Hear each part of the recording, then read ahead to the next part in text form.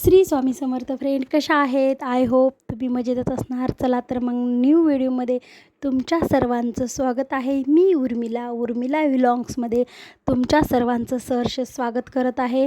Video पूर्ण पहा, कारण सोमवती अमावस्याबद्दल मी थोडंसं माहिती सांगणार आहे. त्यामुळे माझा व्हिडिओ न स्किप करता पूर्ण पहा.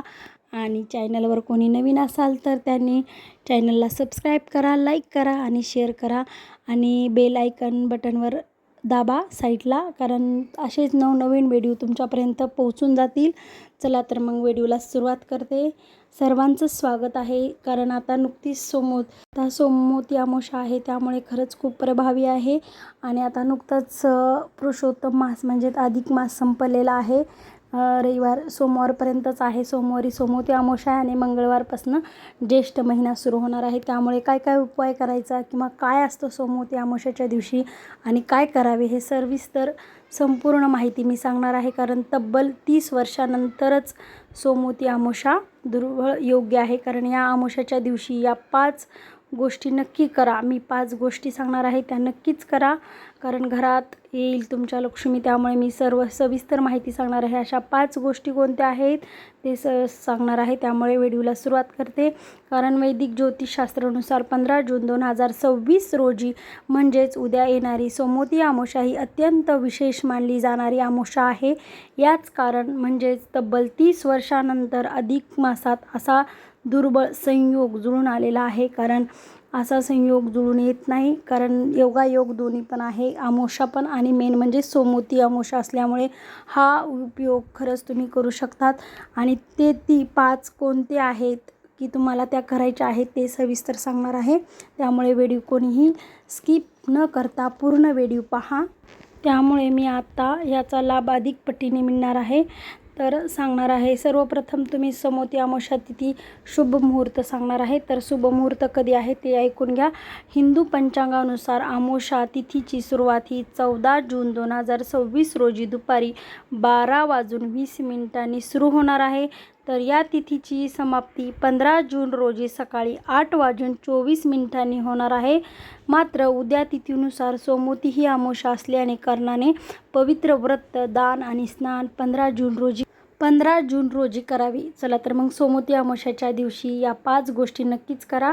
तर त्या कोणत्या ते सांगणार आहे. सर्वप्रथम तुम्ही पवित्र स्नान आणि सूर्योदयाला अर्थ म्हणजे पाणी किंवा जल तुम्ही वाहू शकतात. तर ते म्हणजे कसं, सोमवती अमावस्याच्या दिवशी सकाळी सूर्योदयापूर्वी उठून पवित्र नदीत किंवा घरीच पाण्यात थोडंसं गंगाजल, म्हणजे आता शक्य नसेल तर तुम्ही म्हणजे आता पवित्र ठिकाणी जर तुम्ही नदीत किंवा गंगेच्या ठिकाणी जाऊ शकणार नसाल तर तुमच्या घरीच जे पाणी आपण घेऊन येतो पवित्र ठिकाणामधलं गंगेतलं, ते तुम्ही थोडं तुमच्या आंघोळीच्या पाण्यामध्ये थोडं गंगाजल टाकू शकता.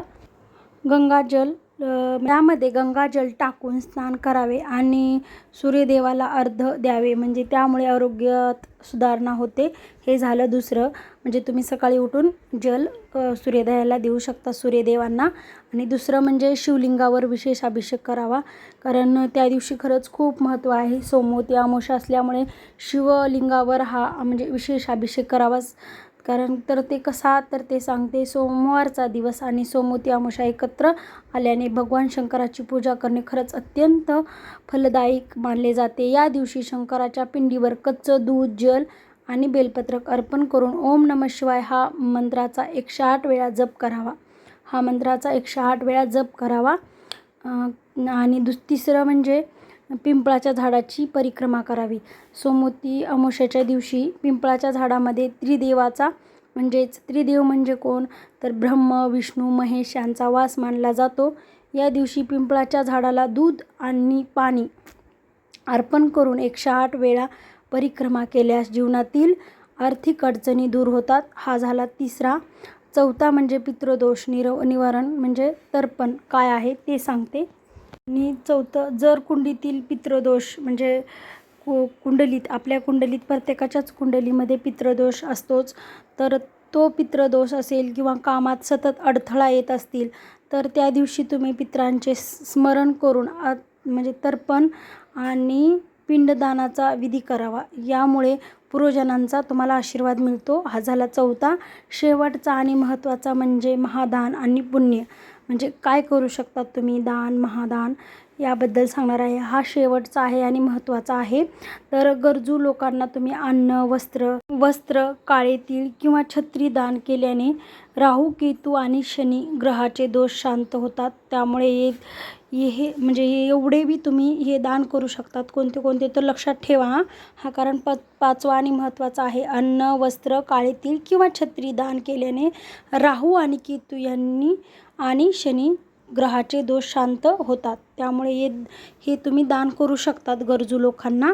तर चला तर मग व्हिडिओ कसा वाटला ते पण कमेंट बॉक्समध्ये सांगा. माझा व्हिडिओ आवडला असेल तर लाईक, शेअर आणि सबस्क्राईब करायला विसरू नका नवीन असाल तर.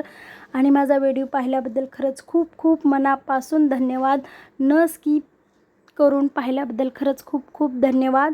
तर व्हिडिओ आवडला असेल तर खरंच कमेंटमध्ये सांगा आणि नवीन मध्ये भेटू. तोपर्यंत बाय बाय. श्री स्वामी समर्थ. जय जिजाऊ, जय शिवराय, जय शंभूराजे.